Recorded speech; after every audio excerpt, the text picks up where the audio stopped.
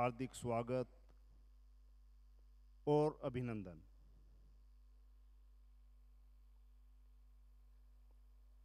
गुरुदेव के आशीर्वाद से आज हम सब लोग यहाँ इकट्ठा हुए हैं और जो समस्या है बड़ी गंभीर है, उसी पर विचार मंथन के लिए हम लोग यहाँ एकत्रित हैं। आप सभी लोगों के सुझाव आमंत्रित हैं। इस सेशन को मैं कोऑर्डिनेट करूंगा। उससे पहले कि मैं अपने आगंतुक और आदरणीय स्पीकर्स को आमंत्रित करूं, मैं केवल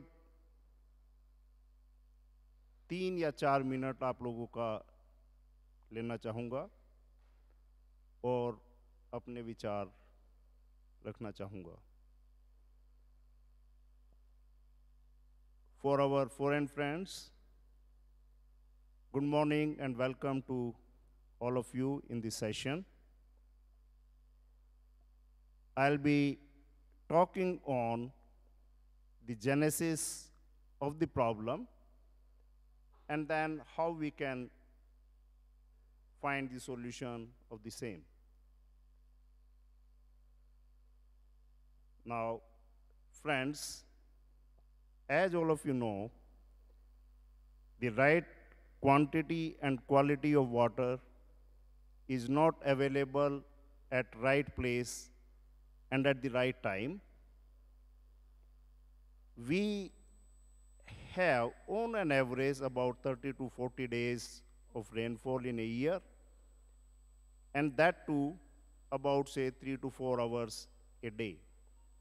So that makes that we get the rainfall, which is the main source of water, only 1% of the time, and we require it. Okay. And we have to make it available 100% of the time. So that way, like the storages and transfers are to be done. And because of numerous problems, the problem is getting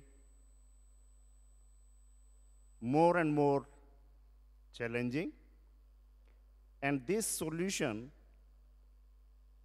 can be obtained only by linking the society, education, research, NGOs, industries, government departments all together. Industries and the government departments can play a major role in the corporate social responsibilities, and we will be hearing more on it. The first speaker today is Mr. V.M. Chamola, Director HRHAL, Bengaluru, and he will be talking on role of a corporate in river rejuvenation. Now I request Chamola Saab to please address.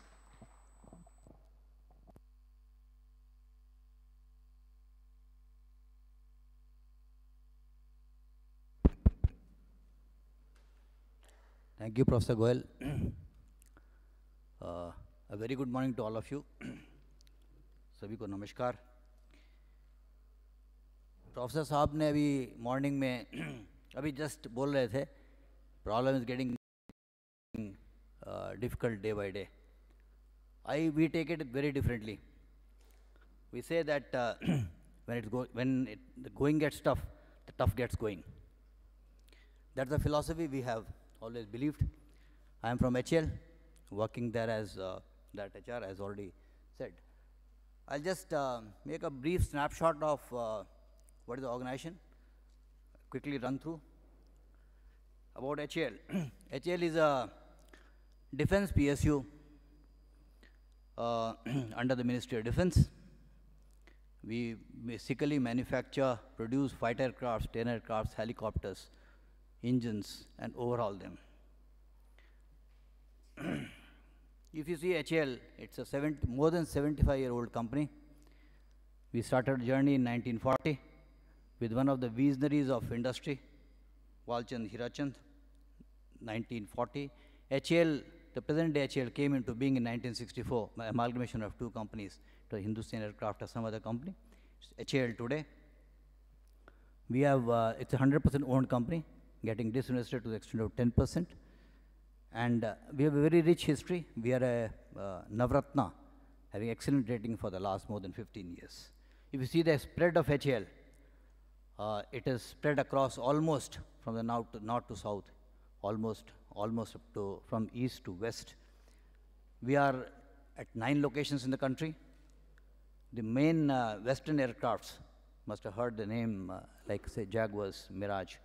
Jaguars, Western aircraft fleets are manufactured at Bangalore.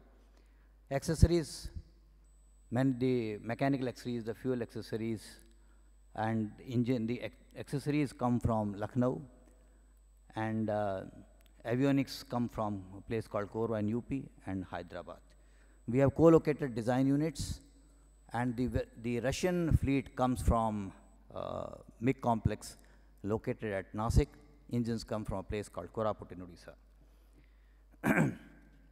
If you see the entire, we are proud that and almost 80% of the fleet of the Air Force, Navy, Army, and Coast Guard is supported by HAL, be it the fighter aircraft, be it the trainer aircraft, or be the transport aircraft, engines, most of it. Sales, just a snapshot, we have grown from 14,324 to 17,605 crores over the last 5 years. A brief snapshot of what we do. We have produced over the years quite a good number of fighter aircrafts, transport aircrafts, 14 types of under TOT or under directly indigenously developed by HAL. Helicopters are essentially built at Bangalore only. You must have heard, like 5 to 6 ton category aircrafts through, which is the mainstay of Air Force. And the smaller category, we built Cheetah Chetak, which is re-engined into Cheetal, which goes to almost the heights of Siachen. If you see the current operations review and overhaul, all the types of aircrafts, I won't go into detail, but all the types of aircrafts are overhauled by HAL, 33 types. And we have conducted so far more than almost 10,980 overhauls in the country. All the types of engines are fighter engines, be it the biggest like AL-31FP of Su-30. Technical people understand it has got a very unique capability of thrust vectoring. We produce most of the aircrafts, and now we are developing, India, HAL particularly, is developing its own engine for 25 kilonewton engine, which 2 engines can power a mid-size aircraft of any jet and all. I won't go much into avionics accessories. We support all our aircrafts indigenously through our avionics and accessories divisions. I'll go into basically CSR, won't go much into technicalities at this point in time. Philosophy of CSR in HAL. Basically, if you see, I'm sure most of you are learned people here, have basically a philosophical, spiritual bent of mind. I'll say that basically Dhanam has been a part of how do you give Dhan. If you earn quite a bit, if you earn whatever, part of it is always better that you share with the society or give it to people who really deserve it. You earn essentially whatever you earn from the society only. Otherwise, normally it is not rightly owned by you or earned by you. It's literally a theft if you don't share it with the institutions or organizations and all. Now, it has become quite structured. If you see, government has played a very, very pivotal role in CSR activities. Today, if you see, earlier it was all up to 2013, it was quite a meager amount. Government has played a role in the sense that today, if you see the Companies Act, which has come from 2014, from 1st April 2014, the new Act, Companies Act after amendment, 2% of the average net profits of the last 3 years are required to be pooled to the corporate social responsibility. If you see CSR in HAL, this Companies Act, if you see, in fact, 13-14, when this Act got amended, our group, here in fact most of them are here, Veet Rao, General Manager, Mr. Venkateshwar Rao, Manohar, my colleagues, and my group at corporate level. All of them are worried that, sir, what will you do? How will you, now it is from 10 crore to 70 crores jump. How do we do? So, I discussed in the group, but one philosophy we took, we said basically spending money should not be an issue. If you have a worthy cause, backed by a worthy institution, spending money should not be an issue at all. So we discussed, and it is maybe by chance or by coincidence that we came across IEHV. I still remember morning I was telling one of my colleagues here, Mr. Desai, that one of my colleagues who was heading HMA that one time, Mr. Agastya, came with Mr. Ramakant and said that we have a project here. At right time, maybe it was providential, that HL and IEHV joined hands for rejuvenation of this river. The project appealed to me in the sense that we felt that by joining hands with the IEHV for rejuvenation of a river will impact the lives of people, will not only impact lives of people, but impact the entire environment in a very positive manner.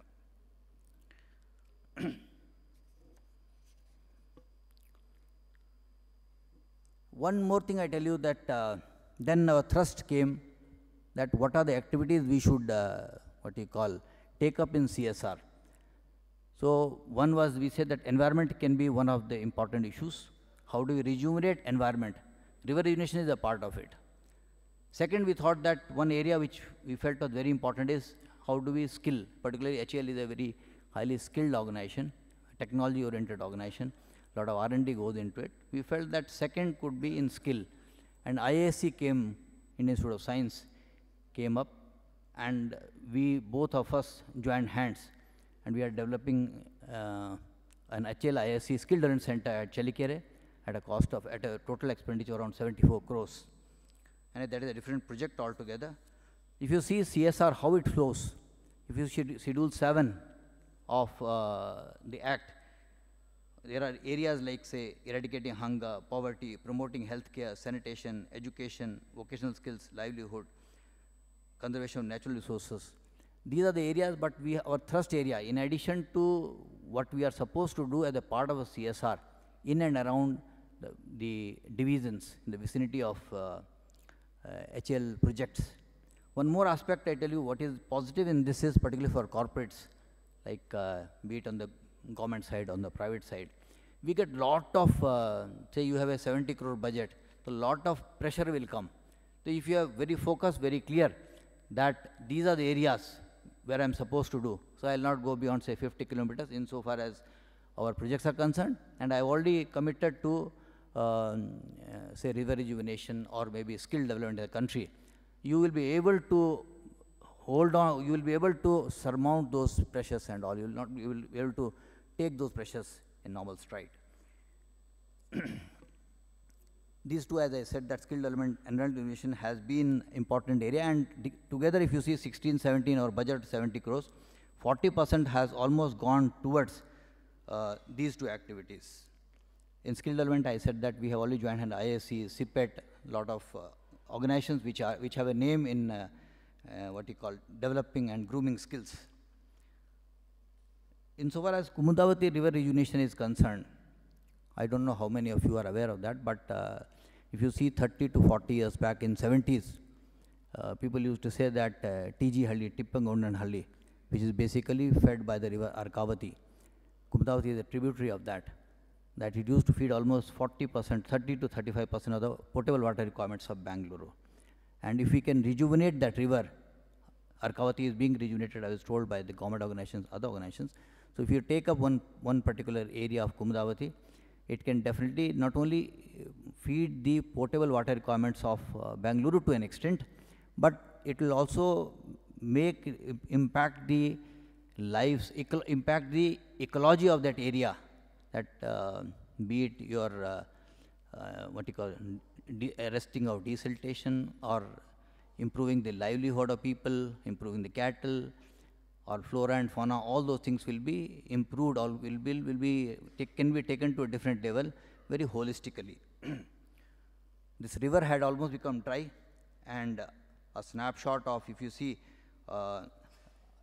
the map, the entire starting from Shiv Ganga Hills to Tippagondanhalli, which covers around 460 square kilometer, 278 villages, and it has been what you call divided into 18 mini watersheds as of last year. We have already out of total 18 mini watersheds, HL has already given almost around amount wise I can't tell you exactly, but I think 4 we have already allocated. This year we are giving 3. Next year again we are proposing 3 more. So out of 18, I think more than 50% will be catered to by HAL. Total, it's a process which technical people will be elaborate better, that it's a very holistic process in the sense that you have to construct boulder checks, you have to construct recharge wells, recharge injection bore wells, water pools. If you go to that place, I tell you, you can definitely feel how life is reverberating there. In fact, I was one of the first persons who planted a tree there. And when we went last, when we were able to speak to the local villagers, you could see the life energy flowing through those people. Cattle were going. Earlier I was told that they used to go almost 6 to 7 kilometers for feeding the basic water requirements and all. Today, it has definitely positively impacted the lives of the people there.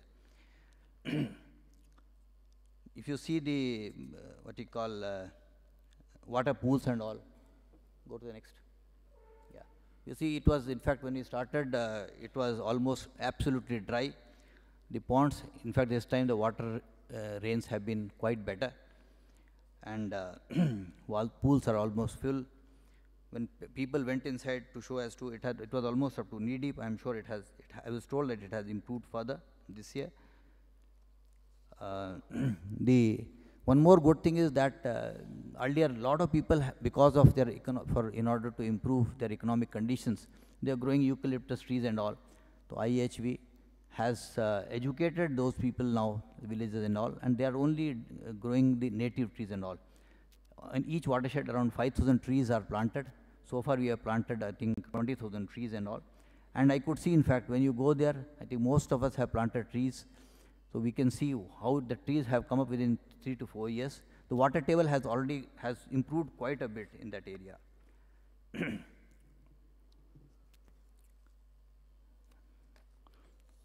If you go to how it happens, how it impacts the total conditions, the groundwater development, the aquifer and all, it gets recharged. Quality of groundwater gets improved. Defunct borewells which were there earlier, and that has already, what you call, water life has sprung into those. Irrigation tanks which were had almost become defunct have now come back to life. Natural vegetation has improved there quite drastically. Food, fuel and fodder is available to an extent now. And in fact, just now in the morning, somebody was telling me that they were able to sight peacocks in that area, which they had seen almost 50 to 60 years back, which definitely is a clear indication that water has come back to that. Water has, the life has definitely become much better there. Insofar as HL and IHV is concerned, I can tell you that one more thing is HL is definitely not seen as only a funding partner. We don't see ourselves as a funding partner. We always take, whenever I talk to be it Mr. Ramakant or Mr. Lingaraju, we always say that we are partners in progress. Not only progress in the sense that quantity you progress, but, and one more thing which I have been telling whenever I interact with them, that for us, more important is the water should flow perennially in that river. That has been the motto of my team, which is associated with the Kumudavati River Rejuvenation. We are basically partners in ensuring that the life flow or the energy of life there becomes much better. It has already impacted life there of the people there, because if people are better, definitely they will be able to contribute much better. If they are awakened, they will be able to contribute much better. As I said earlier, that we feel today really proud in association with IHV in rejuvenation of this river. It has definitely given meaning to the CSR efforts of HL. HL has won quite a good number of accolades at the national level. We don't see accolade, but it's some sort of recognition that we are basically partnering with the IHV for a worthy cause. and it will definitely propel other PSUs also, other corporates also to commit their resources, CSR resources, for a worthy cause like river rejuvenation. Thank you.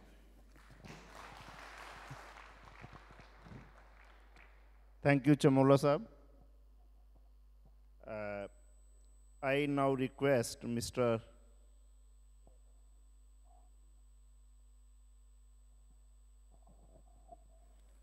Thank you. Now, Mr. M.I. Ganagani, the Chief General Manager of NABARD, has just come. I just request him to just come to this dais.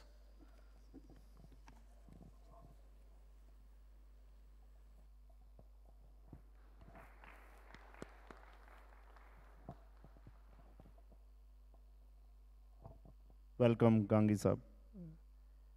Now I request Mr. Nagesh Hegde, environmental communicator, to speak on rejuvenation of biodiversity in the river banks.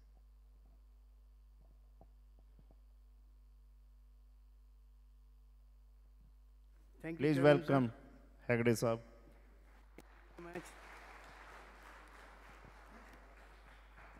ಎಲ್ಲರಿಗೂ ನಮಸ್ಕಾರ. Sabko namaskar. I do not belong to the categories of people whom our chairman referred, the industries, the scientists, engineers, and spiritual leaders. I belong to an altogether different category of people. I am here just to recall some of the efforts that were undertaken in revival of Kumudvati river. How the social involvement is equally essential in order to bring life to a near dead river. Yes, it is quite important to have government agencies, industries, scientists, and spiritual leaders, but we should not forget the people living there in the valley. It is very essential that we involve them in the activities. If possible, we should involve the next generation people also.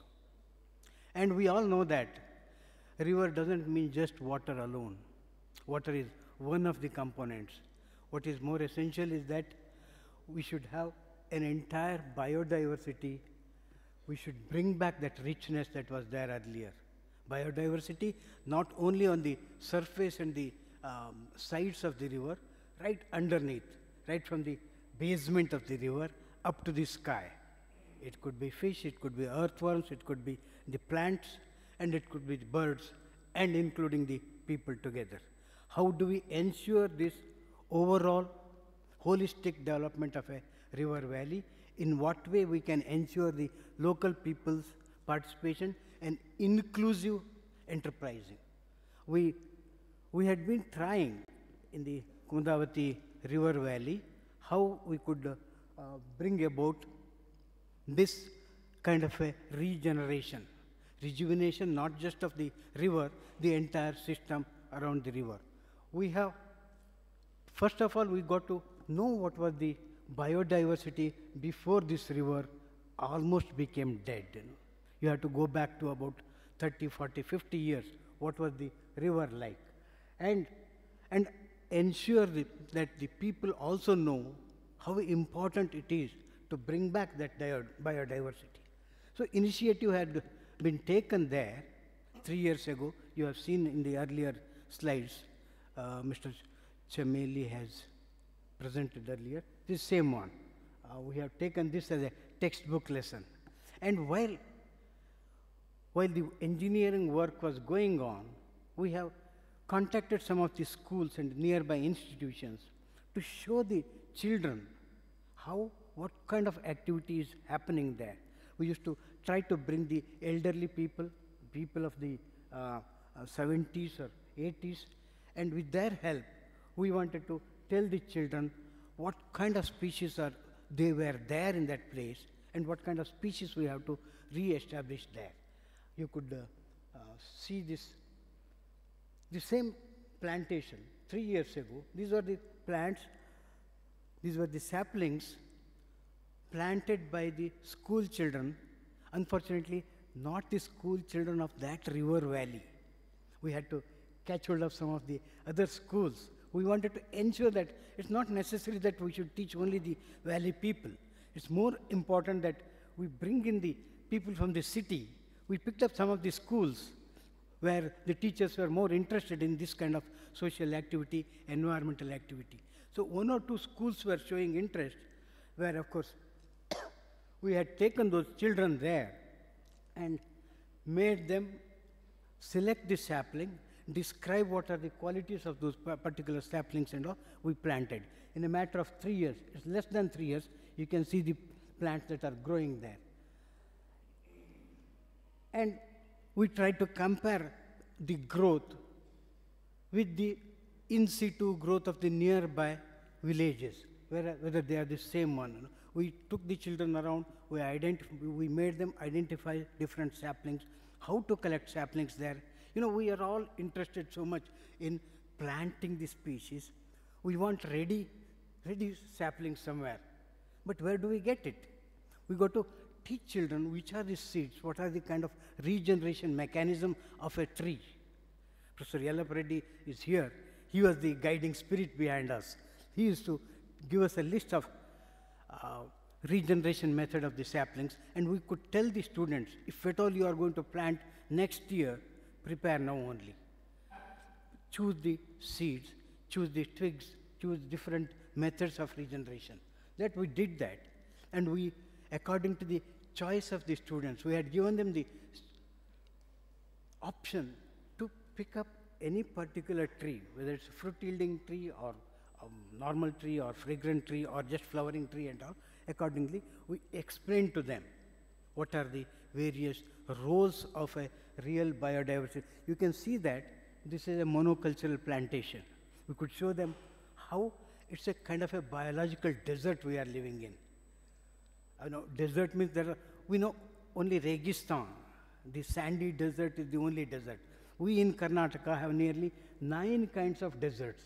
We have underground deserts. We have deserts on top of the hill. We have reservoir deserts. We have green deserts. These are called green deserts. All around you have eucalyptus trees or acacia trees, or we have wet deserts. In some of the reservoirs, most of the fish species are dead. Hardly those chosen by the commercial people, hardly 2 or 3 varieties of fish would stay there. Otherwise, natural diversity of the wetland is nearly disappeared. We told them to prepare kind of posters and all. They have done all that good thing. And we brought some of the experts, and we showed them how biodiversity varies from right underneath our feet up to the sky. We have been explaining them, not in that area, of course. In that area, we could hardly see any birds. You know. We had to, along the way, we went along the Kumudvati river right up to TJ reservoir, and we could say it is this pond heron kind of a thing. If you want to ensure the presence of pond heron, you have to ensure not just the water, biodiversity within the water, and then we keep on explaining. Otherwise, it's not. And if you want to ensure good crop, it's not just the fertilizers or the pesticides. It's very essential to have pollination agents. They are much more important for our economy. They are much more important for actual meaningful rejuvenation of a river, that you ensure even the insects, birds also live there. And for that, these are the young generation people are much more important than village elderly people. You know. So we then took them around different kind of water bodies which have disappeared. You know, so these days, children do not know that when they speak about a well, we got to tell them, recall the well, the lion, how a rabbit would come and try to show the reflection of the lion there. But there's hardly any well left in our state where you can show the reflection of the lion there. So we should show the reflection of our own very, very careless way of looking after the nature. So we try to, and then careless way of spilling the water. This is the most important cause for the earlier picture. Here is the cause, here is the effect. This, unless you tell the children how we are overexploitation of groundwater would lead to depletion of the wells as well as the death of a river. And we have to tell them that this is another kind of drawing water from underneath. We could show, come, you boy, come here, show me your shoe. What is the covering there? What is the material? He would say, this is nylon, sir, nylon thread. Do you know where does nylon come from? Then show these trees. Then show them the factories in the Harihar polyfiber factories there. Then show them how the entire factory has depleted the water quality there. Then show them how our living style really creates impact on faraway places as well as the places nearby. It has taken away the livelihood of so many people within the village, and it has taken away the livelihood of the people, fishermen in Tungabhadra River. So this entire system, social system, how it is involved in regenerating here. And I would say, what is the biodiversity board? What's the importance? How the government agencies, how the law has ensured that biodiversity actually is protected at the village level. We generally speak at the national level. Villagers still do not know anything about biodiversity. That terminology they do not know. We have to teach them what is the meaning of diversity, especially eco-restoration of water bodies. It's not just the restoration of pond, but the entire eco-restoration. And what are the biodiversity rules? It's so important that those who have drafted the rules, they have ensured that you should have biodiversity management committee at the village level. Most of the panchayat people, most of the panchayats do not know that they should have a biodiversity management committee. They have lost the meaning of biodiversity, and we have to ensure that, look, Baba, you not only improve the river, you have to improve your entire biodiversity, and economically it's going to help you a lot. These are the ways we have to tell them in local languages. We have to tell the local people, we have to involve. There were so many interesting stories. You can see Dr. Lingaraju also here there. Here, these are the villagers. They had forgotten altogether about the biological role of an ecosystem. And we tell them the medicinal plants that were there in their own backyard 20 years ago, 30 years ago, how we are exporting away all the medicinal plants to the far-off place, and we go to the drug shop to get the essential medicine. And we tell them, look, goat rearing, how disastrous it is for the biodiversity, how grazing goats in the open land would take away all those important saplings that were. So this is that village where we take them around for half a kilometer and make them count the number of species that are there. So few, hardly 8 or 10 species. 30 years ago, they could make 45, 50, 60 species there. Now it's lost there. So it is, and then locally, it's not necessarily that you do it in the river bank itself. Maybe 3 kilometers away, there are little water ponds. There are kalyanis, that are known as kalyanis. We took the children there. We made them clean up that kalyanis, ensure that if you ensure water there, yes, you certainly will have water in the river also. And yes, this is that kalyani. They cleared it. After 6 months, they went away. They are so thrilled to see the water coming up, the water level coming up. And we took them to nearby TGLD reservoir, how slowly, year after year, the level is going down, down, down, because the river is drying up. Unless you tell these things to the children, and those children are the ones who will become maybe forest officers, IAS officers, electricians, and the borewell drilling engineers and all. Unless you tell them right now, it's pointless. So it is the importance of biodiversity, importance of medicinal plants, and importance of involving the local people, inclusive eco-restoration. This, I could give you another example where government agencies were not involved, where engineers were not involved, where spiritual leaders were not involved, but different kind of social involvement. We all know about how amazing work Water Foundation, Pani Foundation in Maharashtra has been doing it because, and there of course CSR fundings were also not available there. Because people decided, because there were some different kind of leaders who could inspire, just 3 hours of your physical work can restore the water level. Amazing work that has been done. These kind of techniques also need to be employed while undertaking river rejuvenation. It is possible involving the local people and children and of course the spiritual people. Thank you so much.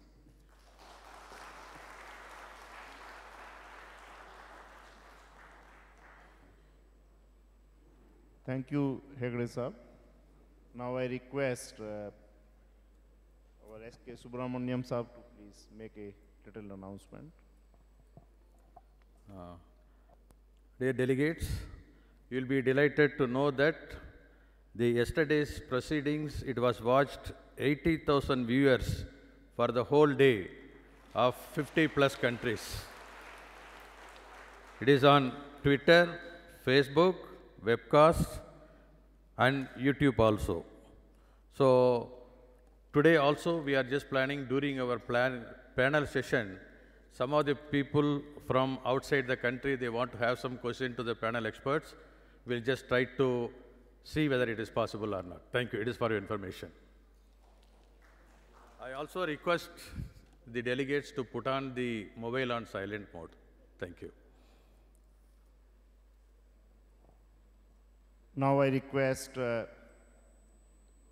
Mr. M.I. Gangi, Chief General Manager, NABARD, Bengaluru, to please deliver his lecture on NABARD activities related to river rejuvenation. Mr. Gangi, please.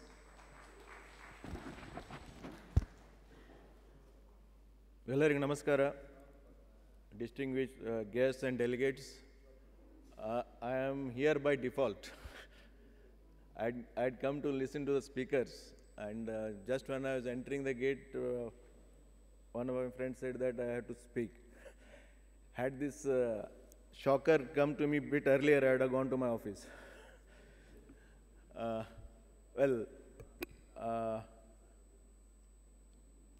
I'm here just to speak few words on the, if time permits. It's not merely on the activities of NABARD, on the sustainability of agriculture, our activities in natural resource management, and how best we can cooperate and collaborate. Talking about my organization, we have 3 broad functions, mainly NABARD, most of you must have heard, it is the National Bank for Agriculture and Rural Development, an apex developmental institution of the country. We are into 3 broad functions. One is the credit function, second is the regulatory function, third is the development. In the credit function, we give refinance to the banks for their lending for agriculture and rural development. That is, if the banks are helping the farmers, if they are financing the farmers or into rural developmental activities, if in case they need funds, they can approach us and we will be refinancing them. So this is one of the major functions. In the credit, we also fund the state governments for taking up the infrastructural activities, rural infrastructural activities. Right, it can be from right from agriculture, rural roads, bridges, schools. We have got around 38 activities where the state government can avail loan from us at a very concessional rate. Now it is at 4.75%. And the next is the regulatory function, which we regulate our the regional rural banks. We inspect them. We also do the regulatory function for the cooperatives. We inspect them. This is being done on behalf of Reserve Bank of India. As regards our business, we are doing currently around 50,000 crores of lending and of term loans. That is for the banks which lend to the agriculturists for taking up the asset creation activities where the capital formation takes place. So that were lending to the tune of around 55,000 to 60,000 crores. We also finance for the crop husbandry, that is raising of crops for the cooperatives and regional rural banks. That's again around 50,000 crores. For the infrastructure, it is around 30,000 crores that we do every year across the country. In Karnataka, we are doing a business of around 15,000 crores, including refinance, crop lending. When I come to the developmental activities, it is mainly under farm sector, it is under non-farm sector, and it is also for the development of our institutions, institutional building. So I'll focus on the farm sector. Within the farm sector, one of the major activities is our natural resource management. Before I go for the national resource management, let me also tell you that maybe yesterday also you would have heard about how over the years, how the water, what is the health of the water bodies, what is happening to the water bodies. I am also from a rural area, belonging to a village. I'll just recall my childhood days where at least in my village the stream used to run for almost 11 months, or you can say 12 months. It was almost a permanent stream. 3-4 dug wells in the village, or 4-5. I learned my swimming in the dug wells. But over the years, the stream, because everybody went for the irrigation using the stream water, pumping the. After a few years, the stream had dried up. The wells, open wells where we used to swim, they had dried up. People had gone for the bore well. Again, because of the water table going down, many did incur losses in the dug wells. Luckily, the area was covered through irrigation. That was the Ghataprabha right bank canal, which is across the river Ghataprabha. And then once the water came, there was flooding of water in the fields. So to a certain extent that now certain portion of the lands have become waterlogged and not fit for cultivation. So what I'm trying to say is, when we have access to water, people who have access to water are misusing it the most. And when nothing is there, now people try to conserve water. This is the situation. So this is one situation where the irrigation water is there. Though it's not that they don't need to be taught about the water conservation. Definitely they need to be taught how to conserve the existing water that is being given to them. What about other places? What about other places where they have to purely depend on the rains, mercy of the rain gods? So in this regard, because vast stretches of land both within the country and more so particularly in Karnataka, where the last area is under rain-fed conditions, what intervention could be done to help the farmers, to help the village community to take up economic activities, livelihood activities? So towards this end, one of the interventions that was really thought by us, I can say for sure, is the watershed approach. So based on some of our action research projects undertaken in Maharashtra and Karnataka, we arrived at a process of treating the watersheds in a compact area of around, say, 500 hectares to 1,000 hectares. They did mention about the watershed, previous speakers, how our approach was slightly different. So we adopt a ridge to valley approach, where the treatment of the entire watershed area. See, in the ridges, or you can say from the hill to the foothills. Each area requires a different kind of treatment. Say maybe in the hilly area, the hills or the ridge, it is an area which is generally occupied by the forest department. That is the common areas. So then once we come down, different treatments, both for water conservation, soil treatment. What we are trying to do in watershed approach is to conserve both the moisture, to conserve the soil.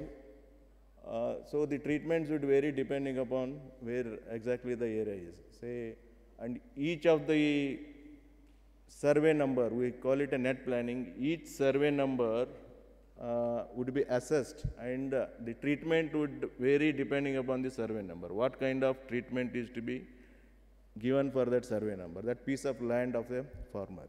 So that has to be planned. And for this, we are making use of the NGOs who have to have certain staff, experts. They need expertise in basically what we are trying to do in the watershed is to catch the rain where it falls, more crop per drop, not allowing the water to flow away. Wherever it falls, try to harvest it. So, and we are using the non-governmental NGOs who have the expertise, who have the manpower.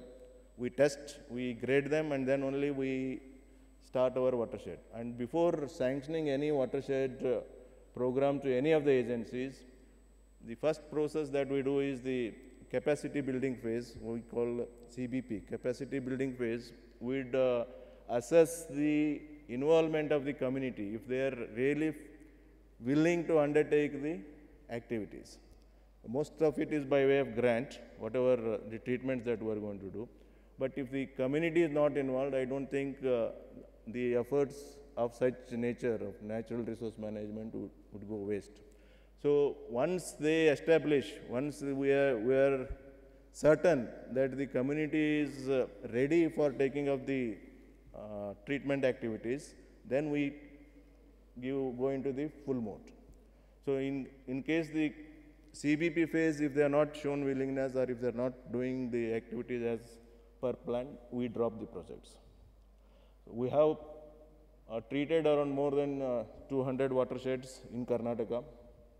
So the difference you would find out is by seeing the watersheds which have been treated. I'm not saying because we have done it, it is now, there are watersheds of state government also.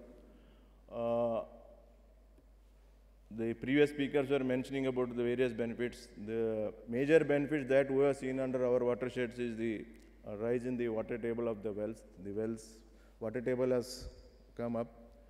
The farmers are able to now at least go into commercial crops, or they are able to take more than one crop. The milk yield of the milk animals has increased number because of the availability of the fodder. So they are able to get an income. And when we are talking of community, we just don't restrict ourselves to the farming community. We'd also take care of the landless laborers. They are also given certain income generating activities. So they are assisted for that, so that they don't go away from that community activities. So it is both the farm sector and the non-farm sector activity, the developmental that we are taking about. And now, because there is a increasing demand for these watershed activities, we are now in collaboration with the corporates, some of their CSR funds. We are undertaking the watershed activities through CSR funds, through our own funds. This, in a way, whenever you see some green patches in some of the dry areas, it will be for certain that it is the green patch is the area which has been treated for watershed activities. Similarly, we have something called the tribal development. So we call it as a wadi. Wadi is a small orchard.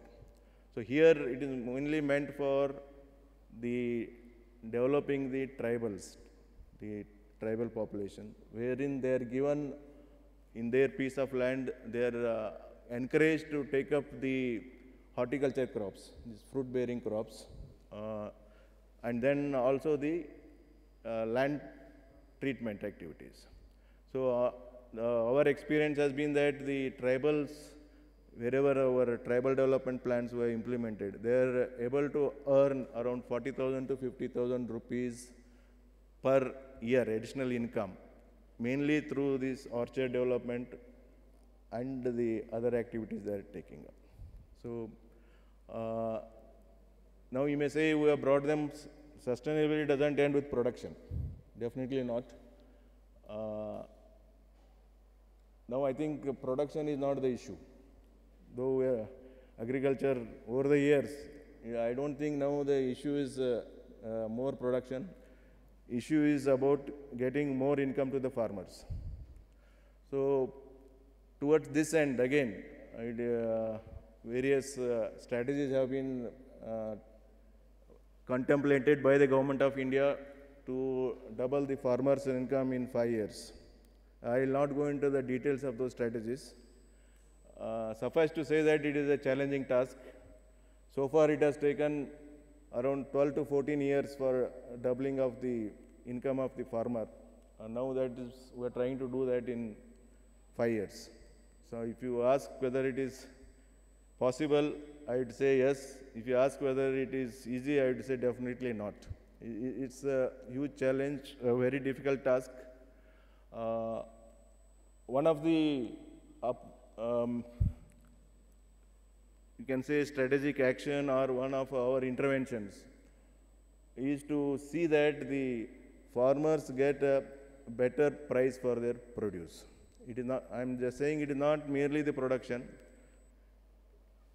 You would have come across some certain farmers under distress who committed suicides not because their crop was destroyed, because of excess crop and there was no price for the crop.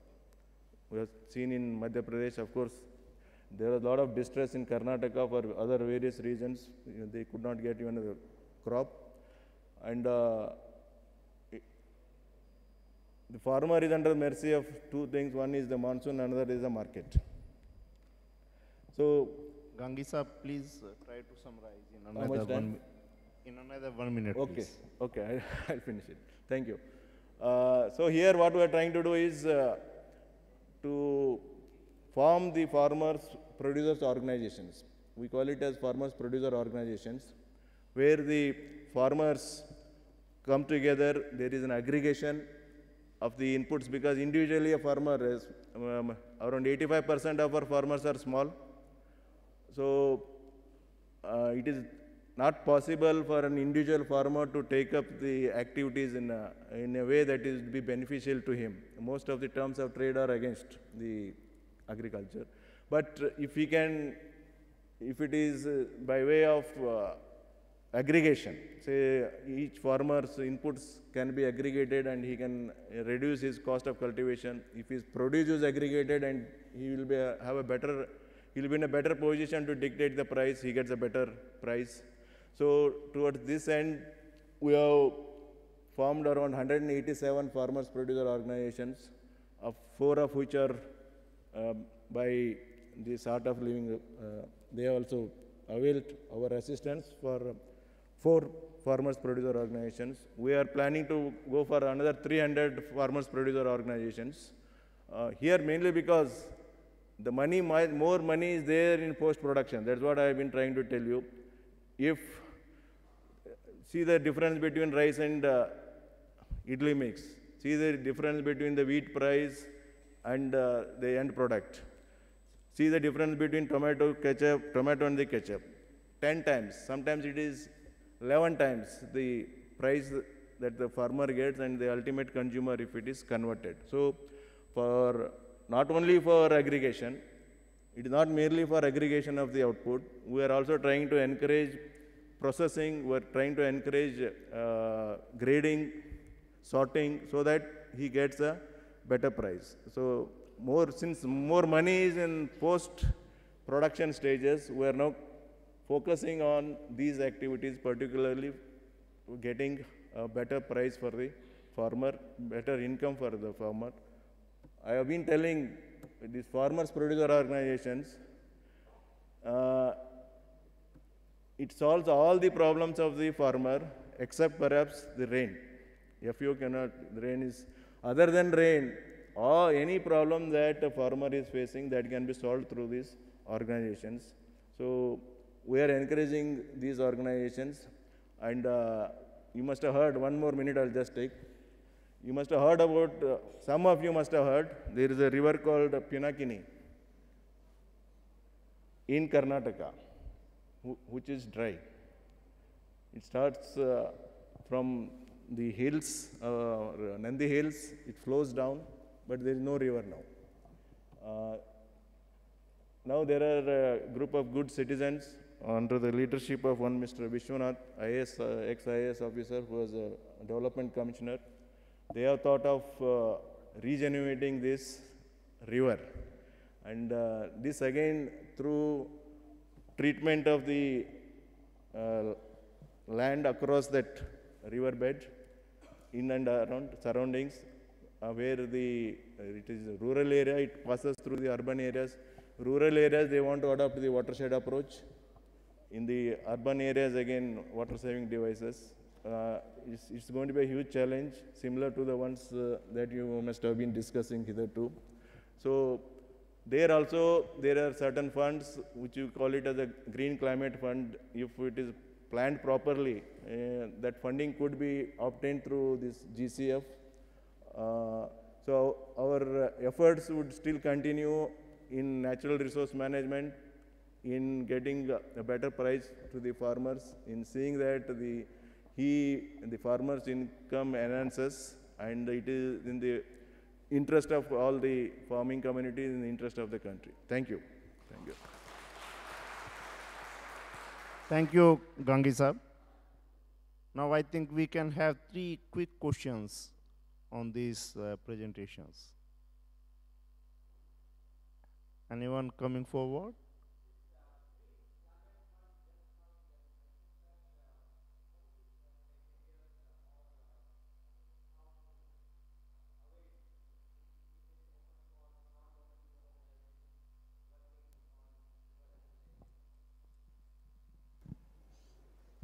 As of now, it will be through the state government, but even through NGOs also it would be possible. The mitigation, climate mitigation activities, which this what you are trying to do is more or less it can fit into that. You will have to prepare a plan of action. What exactly is your activity? How it is going to help in stabilizing the natural resources? How, in a way, it will not impact the climate? So, what mitigation measures are being undertaken? So that we can set out and devise a plan. It can be done. Any other? Yes, please.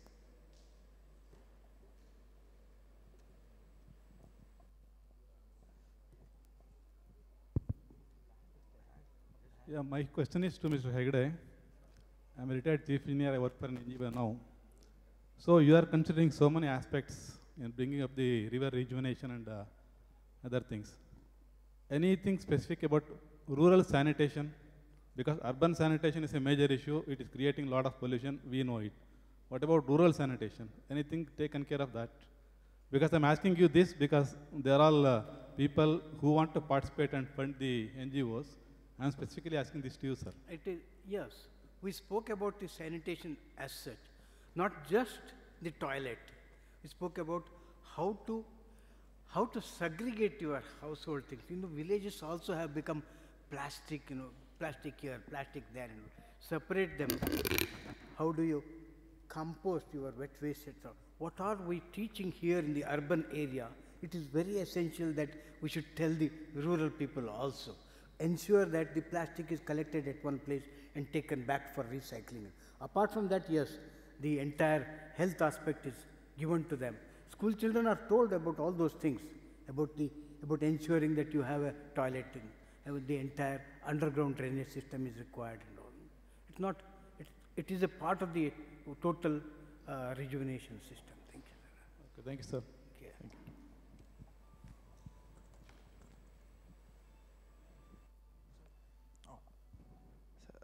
My question is again about biodiversity. I have a specific question related to villagers' knowledge, traditional knowledge not being preserved. For example, in my area there is a Nati Aushadhi Vaidya who gives this Chakke Aushadhi, meaning he removes the bark of a tree and he gives it for cancer and other medicine. Now that kind of things are very few and very rare, and many of these farmers who knew, or our grandfathers who knew those knowledge, that knowledge is lost.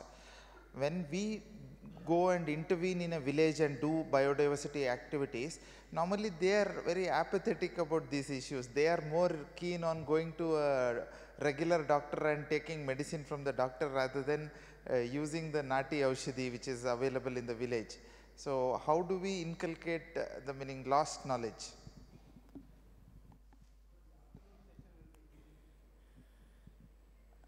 Sri Yellappa Reddy is better to answer all those things because he has worked with that. It is not only the medicinal plants, Nati Aushadha, there are spiritual plants, there are plants that are aromatic plants, plants which could give them some additional income also. Unless you link income with that, it's very difficult to draw people towards regreening the places. It is important. We have been telling them that in the nearby lake, the Ayurvedic company agents come there, they pluck all those herbs and they take away. We tell them, look, if your panchayat has that biodiversity management committee, if it knows how much Adalekai, what is that, Adalekai? The cost of Terminalia cebula, the Adalekai, the soap net, we would show them how much it costs. 50-gram packet costs something like 20 rupees in the town, and they do not even recognize that it is their village product. Somebody else is stealing them from their trees and converting them into powder and selling them. If you re-establish the economic importance of the plants there, apart from spiritual importance and apart from medicinal and health importance, it is very essential, and we are working on that. And we are so grateful to people like Dr. Yellappa Reddy. Thank you so much. Thank you very much. I think more discussion on it we can have during the tea time. I think we can discuss it during the tea time, please. Hello. This is the last question, and be very brief, please. Yes. Yeah. रासायनिक खाद और उसके साथ साथ जो फुवारा दिया जाता है अनाज के ऊपर, उसमें से विष पानी में बह जाता है और नदियों में मिल जाता है. हम इतना कोशिश करने के बाद भी अगर ये रोका नहीं जा सका तो बाद में दिक्कत हो जाएगी. इसके बारे में क्या राय है? Can you take up this question? Yeah, can you translate it? Pesticide और जो रासायनिक खाद है वो खेती में यूज किए जाएंगे, बारिश के बाद वही बह के फिर नदी में आएगा. हम प्रदूषण मुक्त पानी की सोच कर रहे हैं, इसमें अटकाव लाने के लिए हमारी तरफ क्या युक्तियां हैं? Here again we need to re-educate the villagers. Earlier, of course, there was an entirely different system of pest management using organic material. There was, after nearly 60 years of independence, nearly 60 varieties of independence has been lost. Villages have become so dependent on cities and the corporate products, whether it's fertilizers, pesticides, and pumping energy. Even for energy, for cattle feed, they have to depend they have been made to depend upon what the companies sell them. They don't have their own seeds now. They don't have their own medicine now. They don't have their own the crafts. There is, of course, this echala tree. They would weave mats now. They have forgotten everything. So we got to reteach them or make them relearn all those things. It's possible. It's important that we do that kind of thing. There, of course, we need to tell them in what way the biodiversity of a reservoir is lost because of excess application of pesticides and fertilizers. These are the fertilizers, nearly 60% of the fertilizers that you apply on the ground gets washed down to the lake, and you have green revolution of the lake. Weeds will be covering the entire lake. You've got to teach them, look, if you are using excess fertilizer, you are destroying the lake. So it's a whole system of ecology and the living that has to be reinvented again. Thank you. But again, like, this will have to be linked with the cost. Sir, can I answer that point? अभी जो प्रयास कर रहे हैं, अभी organic farming के तरफ जा रहे हैं लोग. So हमारा जो फार्मर्स प्रोड्यूसर ऑर्गेनाइजेशन भी जो है, वो भी there are 13 FPOs who are into organic farming. Okay. And your question, how we can reduce? Now there is something called the soil test. Each farmer should have, like we have our health card, the soil health card will be there. So depending on that, the farmer needs to be educated. A lot of awareness creation is required, for which, depending on what the soil is, and the fertilizer dose also is suggested, what dose you should use. Because what is happening now is reckless use that has to be stopped through education. Another one slightly related is we call something called the integrated farming system. So this is nothing but crop husbandry alone. Only taking income from crop is not sufficient, particularly for a small and marginal farmer. Just imagine the average income of a farmer household is around 6,700 per month, say 75,000 rupees per year. Now, if his income has to increase, he has to go for some other activities, related activities. One activity that normally comes to mind is the dairy. It can be dairy, poultry. So, if in the small farm, if he also has animals, that manure can be used. Again, this can go a long way in reducing the use of fertilizer. So, integrated farming system also is one thing that is being encouraged by us towards this aspect. Thank you. Now I request our co-chair, Dr. Guru Balmurugan, to please summarize the proceedings. Very brief. Jai Gurudev, very good morning, delegates, speakers, and friends. Today, second day of this River Rejuvenation Conference, morning session that is dedicated to the government and the CSR responsibility River Rejuvenation Project. First presenter was giving about the CSR and HEL, how they have involved their CSR fund properly utilized, especially in the environment, and what. Yeah, thank you. They mainly discuss about the first speaker, Sri Chamola, discuss about the environment and the watershed management and how the fund is properly utilized for the Gumudavadi River Rejuvenation. And the second speaker talked about the how that very important of the water resource management, especially in the watershed, and how they implicated the biodiversity, how the different birds and the different plants were grown up, especially in the medical plant and other things. Third speaker is talked about the NABARD and how they have mobilized the fund from the different sources, as well as how they have utilized, especially for the environment and the livelihood. Apart from that, they are targeted on the watershed development plan, and they are working with the NGOs through capacity building, and they are looking at the tribal development also, especially because if you are looking at watershed management in the hilly area, most of the areas is a tribal community living, and they are more target on the tribal plan and development. Thank you very much, all the speakers. I hope that we got so many information through their presentation.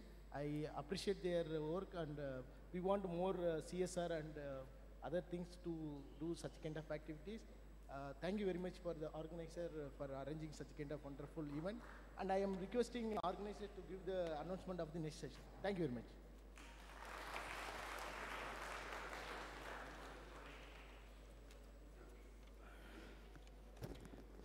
Thank you very much, Professor Goyal and Professor Balamurugan, and also all the speakers for the wonderful deliberations we just had. As a mark of respect, we just want to just give a small memento to all to the chair, co-chair, and all the speakers. I request Mr. Nagaraja to hand over that. So big hand.